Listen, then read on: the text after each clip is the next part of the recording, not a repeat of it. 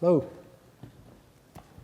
Well, I'm a surgeon, and I'm part of the group of surgeons locally who really do pretty fantastic and cool stuff, I think, in regards to technology. I'm a general surgeon. We do general surgery, but also surgery through mini incisions in the abdomen, called laparoscopic surgery, keyhole surgery. We also do laparoscopic robotic surgery, and it's stuff that is pretty high-end and high-intensity, high adrenaline most of the times, because we also take care of trauma patients, and all that stuff is really fascinating. But really what keeps me awake at night is the future. I think that imagine how the future will look like. I just love doing that. I think that the changes that we have seen very recently in the last decade are just amazing. And the fact that we couldn't even imagine a decade ago, or even less, what today was going to look like, and things that we have now that we couldn't even imagine a few years ago, that is really, I think, what I'm most passionate about, what excites me the most. So technology is everywhere. Technology helps us take care of patients. But technology, as we all know, is sort of a double-edged sword in a way. Technology empowers us. Technology is something that today looks like one thing, and tomorrow can be completely different. It grows exponentially. It's not a linear growth, but it's an exponential growth. And up to a point where we really, again, can think of what the technology of next year is going to look like. Alan Lischner talked about FaceTime, about YouTube, about Twitter, about the App Store. 10 years ago, Facebook was invented by a group of kids in college, a couple of kids in college. YouTube was only created in 2005. And how can you imagine life today without YouTube for some people? TEDx without YouTube, it wouldn't be possible. Twitter is just about 8 years old. The iPhone just had a 7th year anniversary recently. Imagine how not have the iPhone or smartphones the way we know of smartphones today. We can't really even think to imagine how we could function without the smartphones. Technology, like I said, empowers us. I once read and then I saw, actually, I think a TED Talk, someone saying a kid in Africa with a smartphone today has more access to information than the President of the United States had 10 years ago. So imagine that. A kid in Africa, maybe without a toilet or toothbrush or even electricity, might have high fiber cable connectivity to the internet, and most importantly, will have a cell phone or a smartphone which empowers that kid to have access to venues and to information, to people that was not even imagined a little while ago.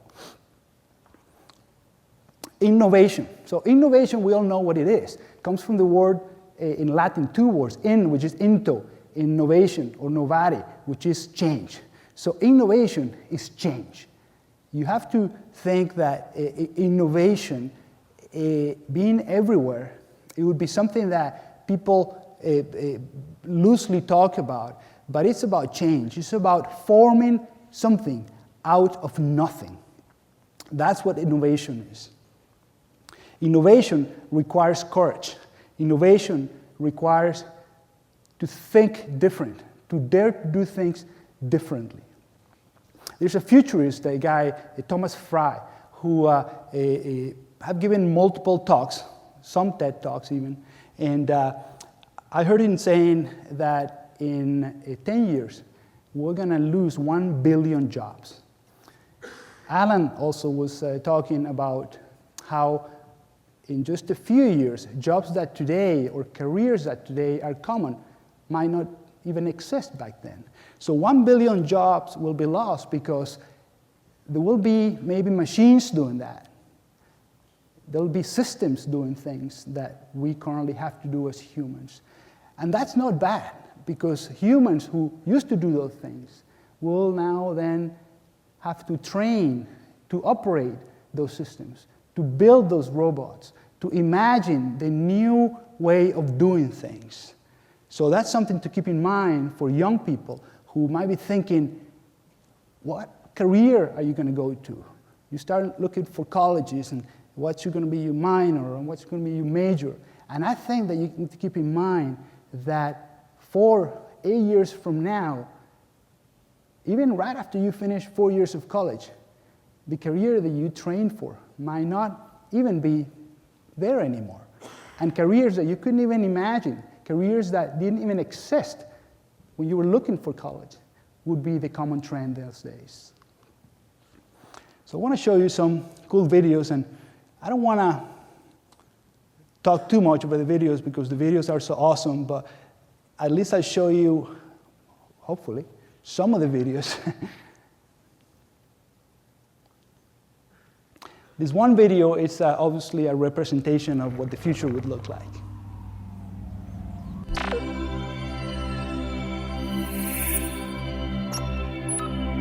Brian, congratulations on your acceptance to Eastern Virginia Medical School. Yes!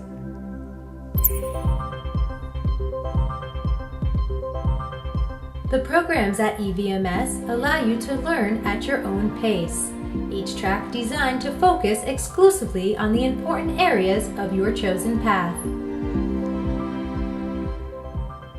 Yes. From the anatomy lab to the patient's bedside, our tools and programs facilitate superior collaboration and communication with your teammates.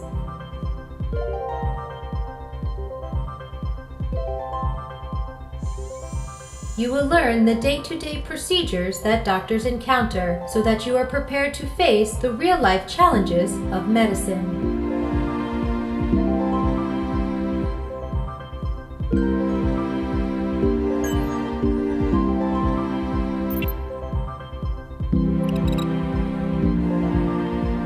Patient safety is paramount.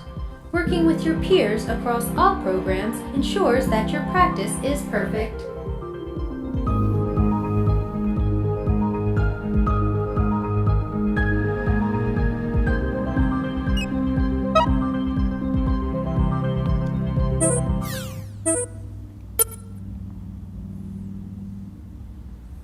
So that's pretty cool, and you might think, well, that's the future. Well, that's not the future. A lot of the things that you saw there are things that right now are available.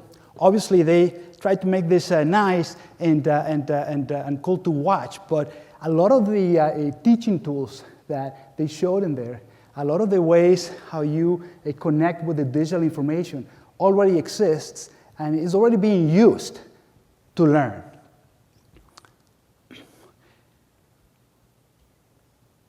This is a digital representation of something that is already being used in several universities. You know, when you do anatomy classes, you have to depend on cadavers to learn.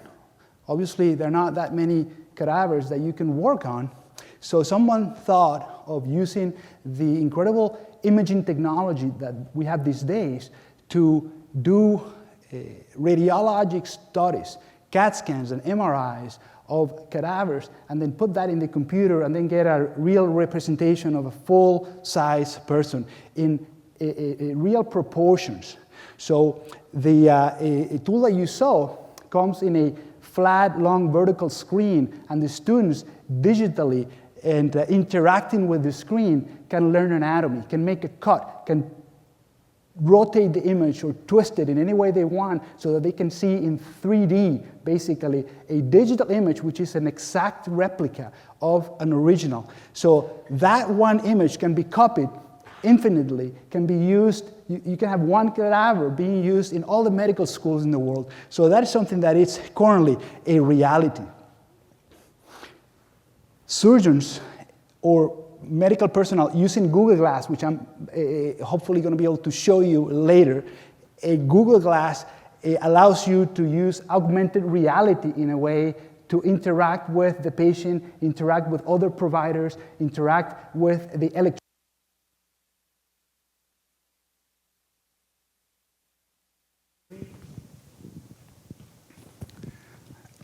And technology is great, but many times technology fails, and you have to be prepared, I guess, to you do it the old way.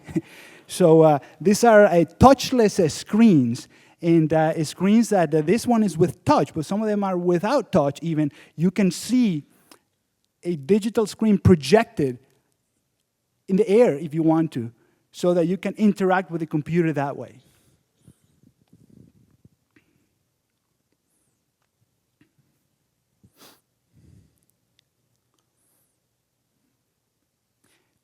Digital screens like this one, which is already a reality, already available commercially. So imagine that. You can just have the projection of what you need in any surface. You don't have to be carrying a big computer or a laptop or be carrying a tablet or a smartphone. Gotta make sure you carry your hand with you. But other than that, you're really ready to interact with a digital world with only that image. Jonathan talked about Boston Dynamics, and this video is so cool that I just had to bring it for you to see if you hadn't seen it. You know, the first time I saw this I said, this is just a trick. There are two guys in there, you know, under that big bulky thing, and they're just walking. One is walking forward, the other walking backwards. But it isn't. It's a real robotic. And the most amazing thing is that this video is a few years old. So if this is a few years old, imagine what's happened, knowing that technology grows exponentially. Imagine what's available out there. Look at that. I think this is in Maine.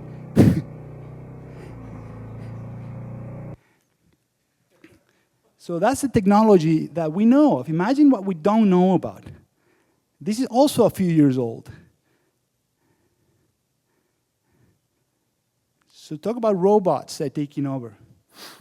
But this one other video I also had to show you, because this has got to be illegal, in some countries at least. And I wonder what the Maine State Police would think about one of you guys, kids, or a group of you in your garage building this type of machine that this guy is building here. And it's only to show you the possibilities. And we see this in science fiction movies. We see this, you know, in books. And we don't think that this is really possible. This is Transformers come to reality, come to real life. So this huge robotic arm, this guy thought of, and he just built it. KR-01. And sometimes I just wish that I could have one at home.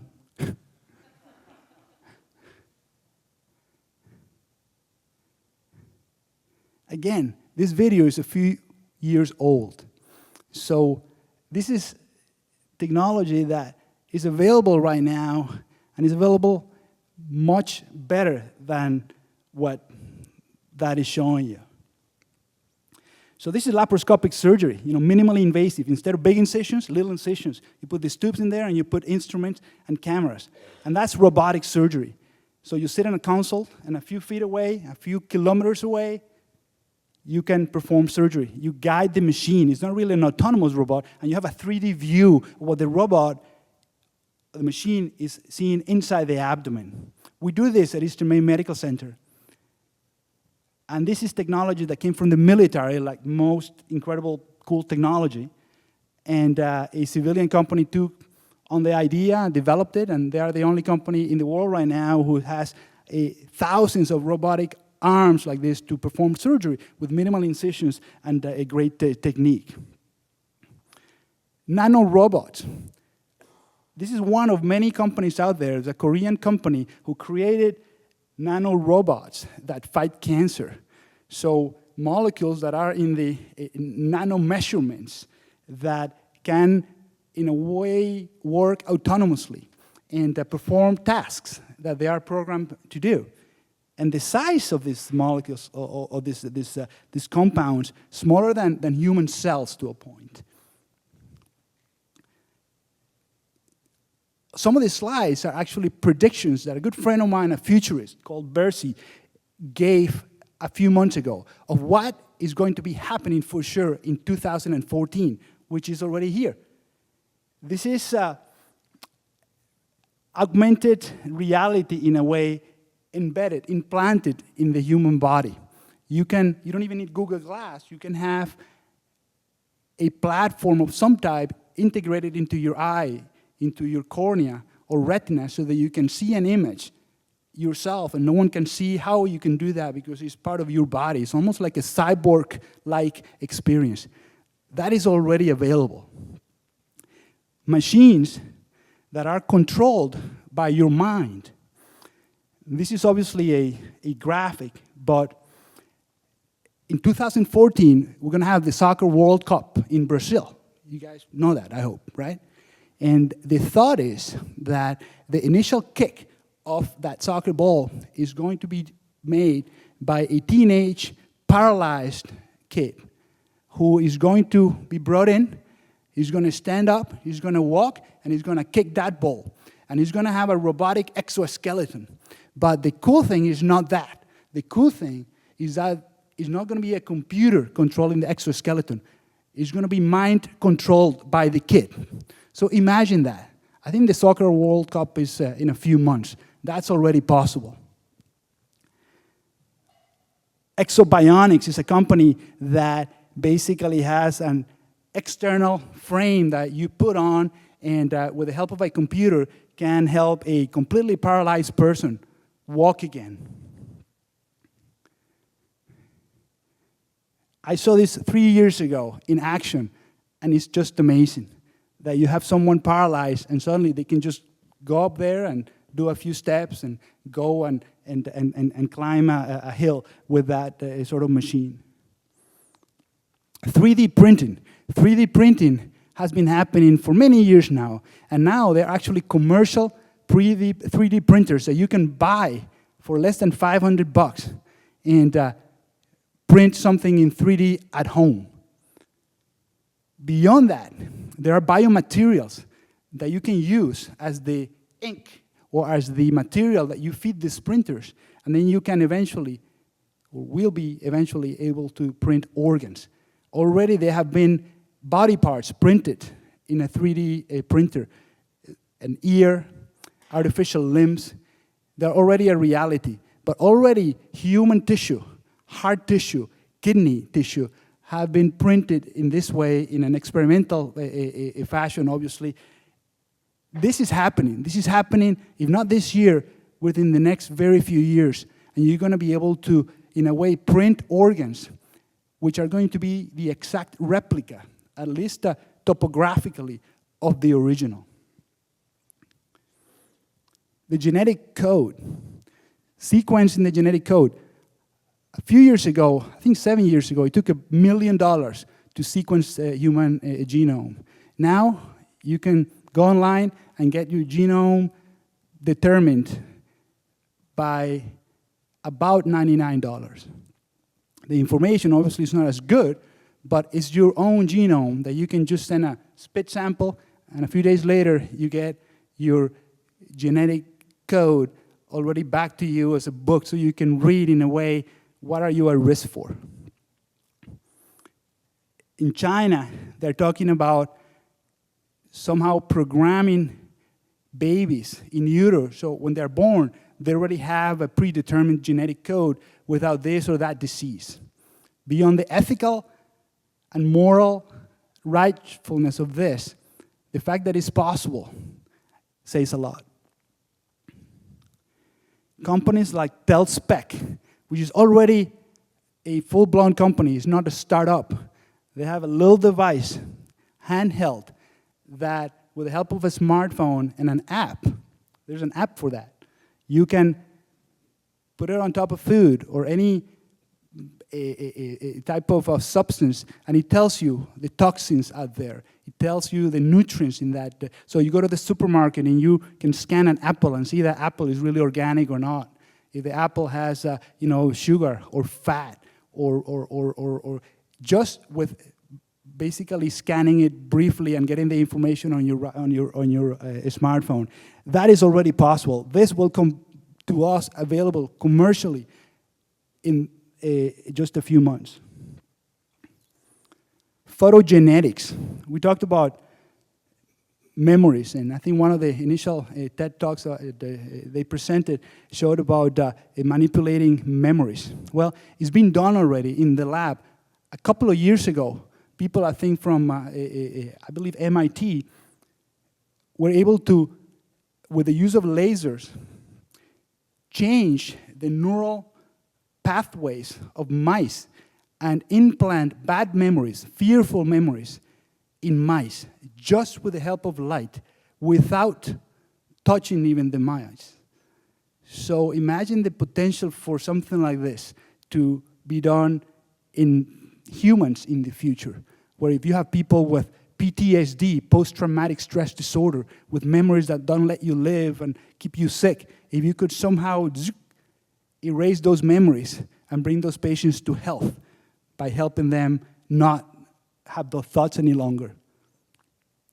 Portable imaging studies. This is a portable MRI that is being developed in Switzerland. An MRI is a pretty huge machine. It takes about 25 to 30 minutes to get a study done. They put you on this big donut, and you go through, stay 30 minutes, and come out.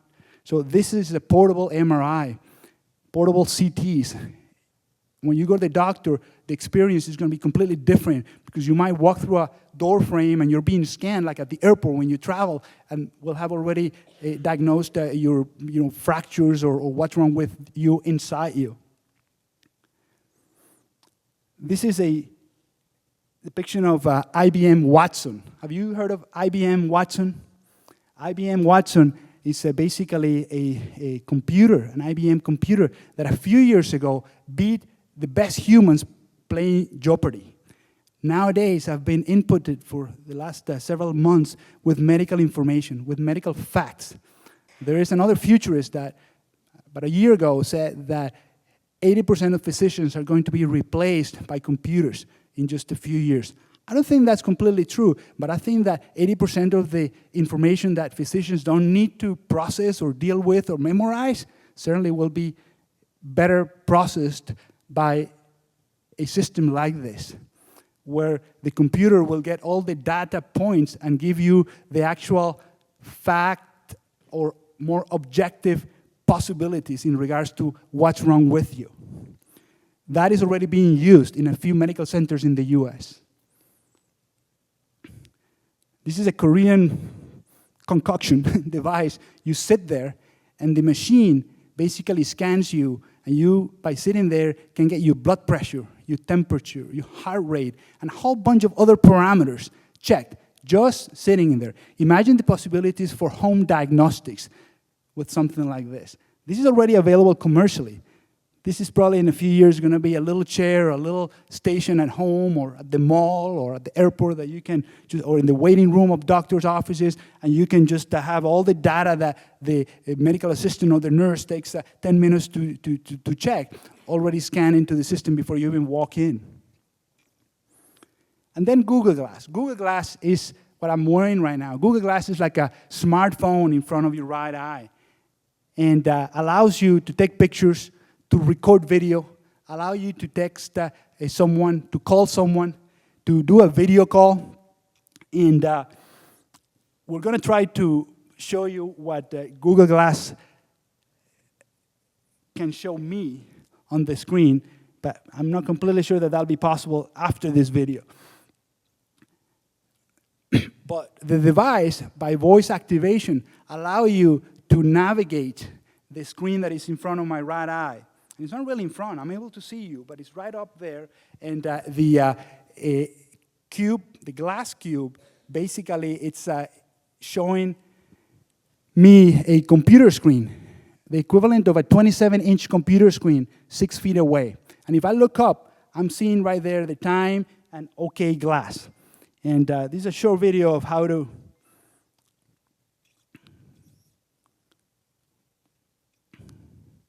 you swipe on the sidebar in there, and you can also voice activate the device. But the potential of something like this in healthcare, it's, I think, right now untapped. Instead of having a large computer in front of you when you attend a patient or when you are treating a patient, you have something that is wearable, that is right in front of your right eye, and you can navigate by just voice-activated commands or tapping. And I really want to see if we can do the screen share, but I'm not sure we're going to be able to. And that is what I'm seeing there. It's not working, but what I want to show you is what I'm seeing on my screen. And the fact that I could do a Google search and have it right in front of my eyes without anything but my voice. And I could take a picture of you or record a video, and that immediately goes to my screen. And not there only, I could share it with my social media circles, or I could email it to someone or text it to someone just with a voice command. So we're going to go back to the main screen.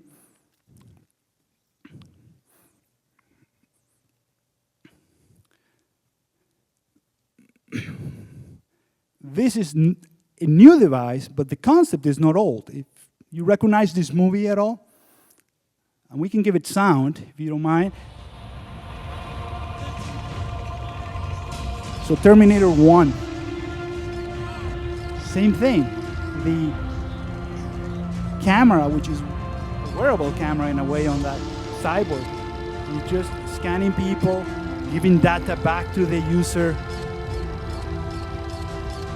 This is several years old, and someone picked up on this and started developing something like Glass. Face recognition with Google Glass is already there. You can have database of your contacts and have pictures of them, and when Glass looks at them, the software recognizes who that person is and give you the telephone number or the name of that person before you see it, and you don't have to be all uncomfortable. You can remember the name. So Google Glass is really the evolution of a computer platform. Google Glass represents another step from the old computers that, I think Alan showed a big old computer that filled up a whole room, to a very archaic, prehistoric model in there with an iPhone right next to it. An iPhone which, in my pocket, I have a computer that is 100 times more powerful than any computer 5-10 years ago.